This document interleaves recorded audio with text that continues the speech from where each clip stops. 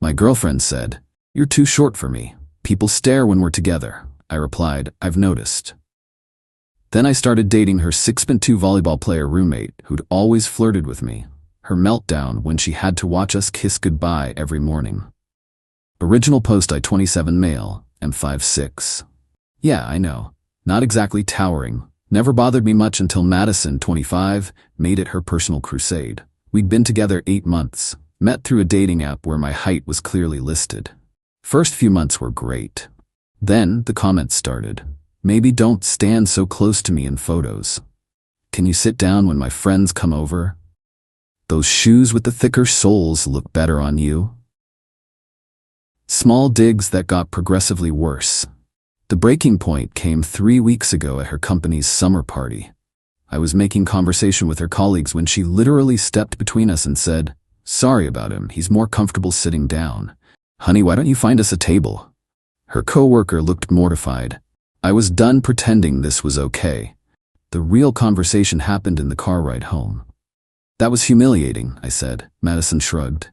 "I was helping you. You looked uncomfortable." "I was fine until you treated me like a child." She sighed, that long-suffering sigh I'd grown to hate. "Look, I'm just being honest. The height difference is noticeable. People stare. My friends have mentioned it. Even strangers give us looks. And it's embarrassing. I'm 5'9" and I like wearing heels. When I do, you look like my little brother, not my boyfriend." There it was, the truth she'd been dancing around for months. "So what do you want me to do, Madison? Grow?" "Obviously not. Just be more aware. Maybe we don't need to be so public all the time, and at events, you could hang back a bit." "You want me to hide?" "I want you to be realistic about how we look together." I stared at the road ahead. "I've noticed how we look together. I've also noticed how your roommate Tessa looks at me." Madison went rigid. "What's that supposed to mean?" "Nothing, just an observation." Here's the thing about Tessa, 24F. She's 6'2", plays volleyball for a local college team, and has been flirting with me since day one. Madison always laughed it off because, obviously, her tall, athletic roommate would never actually want someone my height. Funny thing about assumptions. Update 1. The day after that conversation, I made a decision. Madison wanted me to be realistic about appearances? Fine. I stopped trying. No more apologizing for my height. No more sitting when her friends came over. No more avoiding heel sections in stores so she wouldn't feel weird. And when Tessa started her usual friendly flirting, I didn't deflect anymore. It started small. Tessa came home from practice Wednesday night while Madison was at her book club. I was making dinner. "Smells amazing," she said, dropping her gym bag. "Madison's lucky." "Want some? I made extra." She grinned. She wouldn't mind. She's been very clear that appearances matter more than anything else. This appears to be just dinner between roommates. Tessa raised an eyebrow but grabbed a plate. We talked for 2 hours. About her volleyball season, my job in graphic design, everything except Madison. When she stood to wash dishes, she said, "You know, I never understood her hang-up about the height thing." "No, I'm 6'2". Trust me, if height differences bothered me, I'd never date anyone. But it's not about the inches, it's about the person. She squeezed my shoulder as she passed. Plus, perfect height for me means I never have to bend down for hugs. Madison came home to us laughing over YouTube videos. The look on her face was priceless, confusion mixed with something else. Jealousy? Impossible. "Tessa was too tall to want me, remember?" "You two seem cozy," she said. "Just hanging out," I replied. "Didn't want to go out in public and embarrass anyone." She flinched but said nothing. The next few days were interesting. Suddenly Madison wanted to go out more. Dinner reservations, movie dates, walking downtown, all the things she'd been avoiding. And heels? Hadn't seen her in flats so much since we started dating. But it was too late. Saturday morning, Madison left early for yoga. Tessa was making coffee in the kitchen, hair messy from sleep, wearing an oversized volleyball tournament shirt. "Morning," she said. "Coffee, please." She handed me a mug, our fingers brushing. "Can I ask you something?" "Shoot, are you and Madison okay? She seems tense." I took a sip of coffee. "She told me I'm too short for her, that we look embarrassing together." Tessa's face darkened. "She actually said that?"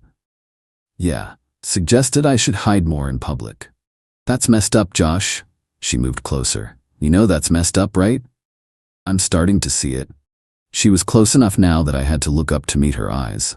You deserve someone who's proud to be with you. Someone who doesn't care what strangers think. Someone like you? She smiled. I've been dropping hints for 8 months. You're just now catching on? I was in a relationship. And now? I set down my coffee. Now I'm realizing I've been with the wrong roommate. She leaned down, hand cupping my face. Madison's gonna lose her mind. I've noticed. We kissed right as Madison walked through the door. She'd forgotten her yoga mat. The shriek she let out probably woke the whole building. Update 2. What the hell? Madison stood in the doorway, yoga mat hitting the floor. Her face went from red to white to red again. Tessa straightened up slowly, completely unbothered. Morning, Mads. You? Him? What? We were having coffee, I said calmly. Want some? Don't you dare. Tessa, what are you doing? This is my boyfriend. Tessa looked at me. Are you? Madison made it pretty clear she's embarrassed to be seen with me. Hard to be someone's boyfriend when they want you to hide. Madison's jaw dropped. That's not... I never said hide. You said hang back. You said be less public. You said I embarrass you. That's different. How? She sputtered, then turned on Tessa. You're supposed to be my friend, my roommate. You can't just with him. Tessa shrugged. You spent months telling me how the height difference bothered you, how people stared, how embarrassing it was. Figured you wouldn't mind if someone who actually appreciates him stepped in. I never said you could have him.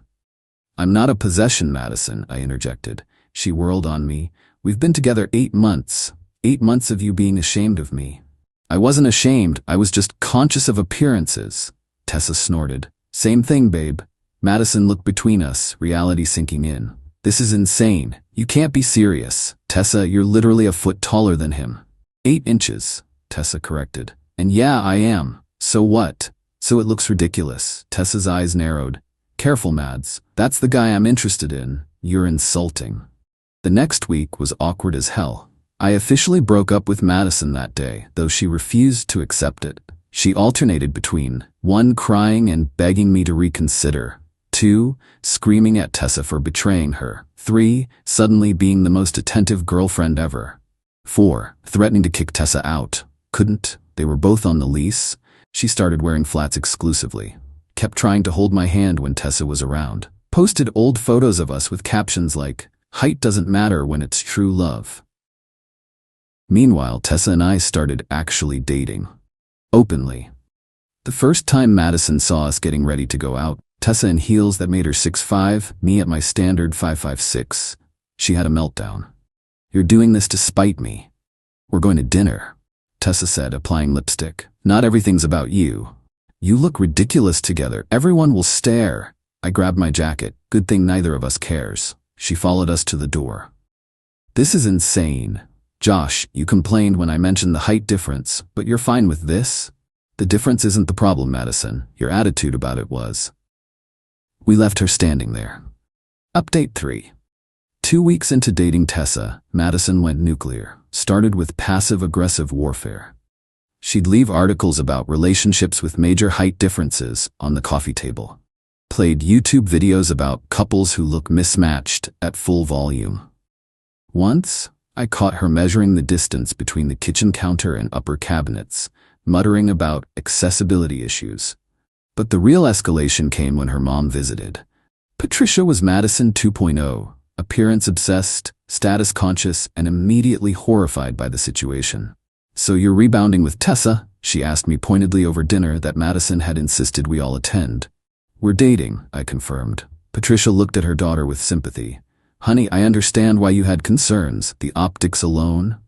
Mom, stop, Madison said, but her eyes said continue. I'm just saying, some couples look natural together and others don't. Tessa, who'd been quietly eating, set down her fork. Patricia, are you saying Josh and I don't look natural together? Well, dear, you're, what, 6'3"? 6'2". And he's perfect, Tessa interrupted. He's perfect. Madison scoffed. Come on, Tess, even you have to admit it looks weird. You have to practically fold in half to kiss him. Actually, Tessa said, standing up, let me demonstrate. She walked over to where I was sitting, placed her hands on the table on either side of me, and leaned down for a kiss. Not a peck, A full, passionate kiss that left no doubt about our chemistry. When she pulled back, Patricia was red-faced and Madison looked ready to explode. "Seems to work just fine," Tessa said sweetly, sitting back down. Madison slammed her hand on the table. "This is ridiculous. You're just doing this to hurt me." "Madison," I said quietly, "not everything is about you. Tessa and I genuinely like each other." "Bullsh, she's been planning this, waiting for an opportunity." Tessa laughed. "I mean, yeah, I've had a crush on Josh since the first time he came over. But you were together, so I respected that. Until you made it clear you didn't actually want him." "I never said that." "You said he embarrassed you," I reminded her. "That's worse." Patricia tried to interject. Madison was just being practical about social perceptions. "Patricia," Tessa cut her off, "with all due respect, your daughter spent months making Josh feel like crap about something he can't change. That's not practical, it's cruel." Madison stood up, tears starting. "You know what? Fine, have each other. But when people laugh at you, when they point and stare, when you realize how stupid you look in wedding photos." "Wedding?" Tessa grinned. "Jumping ahead a bit, are we? We've only been dating 2 weeks." Madison stormed off to her room. Patricia followed after shooting us both disapproving looks. That night, I heard Madison on the phone with someone, crying about how she was being forced to watch her ex parade around with her backstabbing roommate. The next morning, she'd posted a long Instagram story about fake friends and betrayal. Several mutual friends reached out asking what happened. I told them the truth. Most were shocked. Madison had actually said those things about my height. A few admitted she'd made similar comments to them about being embarrassed. Her damage control was immediate. Suddenly, the narrative changed to me being insecure and running to someone who made me feel tall. She told people I'd been emotionally cheating with Tessa for months. Tessa's response? She posted a photo of us at her volleyball game, me wearing her team jersey, her arm around me. Caption: height difference, 8 inches. Happiness level 100%. The likes poured in. Comments too. "You guys are adorable. The way he looks at you. Height ain't nothing but a number." Madison saw it. Everyone saw it. And for the first time in months, I didn't care who was staring. Update 4. The living situation became unbearable. Madison started bringing guys home. Tall guys, like aggressively tall guys. Basketball players from dating apps, random dudes from bars who had to duck through doorways. "This is Tyler," she'd announce loudly. "He's 6'4". "Isn't that normal?" Tyler, or whoever, would look confused while Tessa and I tried not to laugh from the couch. The breaking point came when she brought home some guy named Derek, who was legit 6'7". She was wearing 6-inch heels, practically climbing him in the living room while making sure we were watching. "Babe," Derek said, clearly uncomfortable, "maybe we should go to your room." "No, it's fine. Tessa brings guys here all the time. Right, Tess?" Tessa didn't even look up from her phone.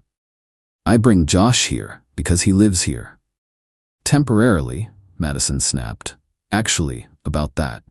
I'd been looking for a new place, but Tessa had a different idea. The lease was up in 2 months, and she suggested we get our own place together." "Isn't 2 weeks a bit fast to move in together?" I asked. "Josh, you already practically live here. Your toothbrush is in my bathroom. Half your clothes are in my room. Madison's just the expensive, annoying roommate neither of us wants." She had a point. We started apartment hunting. Madison found out when she saw listings on my laptop. "You're moving in together?" "Lease is up soon," I said simply. "This is insane. You've been dating 2 weeks. 3 weeks now," Tessa corrected, walking in with groceries. "And we've known each other 8 months. Madison turned to her. "You're seriously throwing away our friendship for a guy? You threw away our friendship when you spent months making fun of your boyfriend's height to me, expecting me to agree. That was messed up, Mads." I was venting. Friends vent. Friends don't usually vent about unchangeable physical characteristics of people they claim to love. Madison's face crumbled. "I did love him." "You loved the idea of him," I said, "as long as he came in different packaging." She started ugly crying. Not the pretty tears she usually deployed, but actual sobbing. "This isn't fair. I made one mistake." "One?" Tessa pulled out her phone. "Should I read the texts you sent me? So embarrassing when Josh tries to reach high shelves." Looked like I was babysitting at Jen's party. Maybe I should buy him platform shoes for Christmas, lol. I stared at Madison. I hadn't known about those texts. You said all that? She couldn't meet my eyes. It was just girl talk. It was cruel, Tessa said, and it made me realize how lucky I'd be if I ever got a chance with Josh. Derek, the 6'7" giant, cleared his throat. So, I'm gonna go. He practically ran out. Madison didn't even notice. You planned this, she accused Tessa. You waited for a chance to steal him. I waited for you to show your true colors. Didn't take long. 2 days later, Madison did something that killed any sympathy I might have had left. She called my mom. Final update. My phone rang at work. Mom. Joshua, what's this I hear about you dating Madison's roommate? I stepped outside. Hi, Mom. I'm guessing Madison called you? She's concerned about you. Says this new girl is manipulating you, taking advantage of your breakup. Mom. Madison dumped me because I'm too short. She was embarrassed to be seen with me. Silence. Then she what? I explained everything. The comments, the final conversation about being realistic. That little witch, Mom said, and I knew Madison had lost any potential ally there. And the roommate? Tessa. She's wonderful, doesn't care that I'm shorter. How tall is she? 6'2". Mom laughed. Actually laughed. Good for you. When do I meet her? Soon. We're getting an apartment together. Moving fast, aren't you? When you know, you know. Madison's last-ditch effort was epic. She organized what she called an intervention with mutual friends, invited me over when Tessa was at practice, had 5 people waiting in the living room. Josh, her friend Amy started. We're worried about you. This is a rebound, added Marcus. You're not thinking clearly. I looked around the room. Did Madison tell you why we broke up? They exchanged glances. She said you were insecure about height differences. Amy said carefully. I pulled out my phone and played a voice message Madison had left me months ago, one I'd saved. Can you please not stand next to me when Brad and Amy come over? The height thing is just too obvious and I don't want them thinking I'm desperate or settling. Amy's face went pale. She said that? There's more if you want to hear them. One by one, they left. Madison screaming at them to stay that I was twisting things. Marcus stopped at the door. Madison, you literally told me last month that dating Josh was like dating a teenager. That's messed up. After everyone left, Madison confronted me. You destroyed my friendships. You destroyed them yourself when you made them think I was insecure instead of admitting you were shallow. I'm not shallow. I just have standards. And now you can have all the tall men who meet them. Tessa and I moved into our new place last weekend. It's smaller than the old apartment, but it's ours. She hung her volleyball jerseys next to my design awards. We bought a step stool for the kitchen that she decorated with stickers saying, Josh's ladder to success. Corny, but cute. Madison, from what I heard, is struggling to find a new roommate she can afford. Posted multiple times about needing someone drama-free and loyal. The comments were brutal. Someone even responded, maybe don't tell them their boyfriend is too short for you. Yesterday we ran into Madison at the grocery store. She was with some new guy, probably 6'1". She saw us and immediately grabbed his arm, pulling him close. Josh, she said coolly. Tessa. Hey, Mads? Tessa said cheerfully. This must be Nathan, the guy supplied, looking confused by the tension. Madison practically dragged him past us, but not before saying loud enough for everyone to hear. Nice to see some couples who actually match, right, babe? Nathan looked back at us, then at Madison. That was rude as hell. We heard him saying something about superficial as they walked away. Doubt that's lasting long. As for Tessa and me, we're good. Better than good. She just made captain of her volleyball team and I got promoted to senior designer. We celebrate each other's wins without measuring them in inches. Last night, she was reading in bed while I worked on my tablet. Out of nowhere, she said, You know what I love about us? What's that? When I hug you, your head fits perfectly against my chest. When you hug me, you make me feel protected even though I'm taller. It's like we're puzzle pieces that weren't supposed to fit but do anyway. That's beautiful, babe. Also, I can always find you in a crowd. Just look for the hot guy surrounded by tall people. We laughed, because that's what you do when you're with someone who sees you as perfect exactly as you are. Madison was right about one thing. People do stare at us. The difference is we don't care. We're too busy looking at each other. Oh, and those wedding photos she mentioned? Tessa's already got ideas. Apparently there's a photographer who specializes in unique couples. She showed me a portfolio, gorgeous shots of couples with major height differences, interracial couples, age gaps, all kinds. See, she said, we're not weird, we're art. We're something, I agreed. Yeah, she kissed the top of my head, we're happy. And despite Madison's best efforts to convince everyone otherwise, that's all that really matters.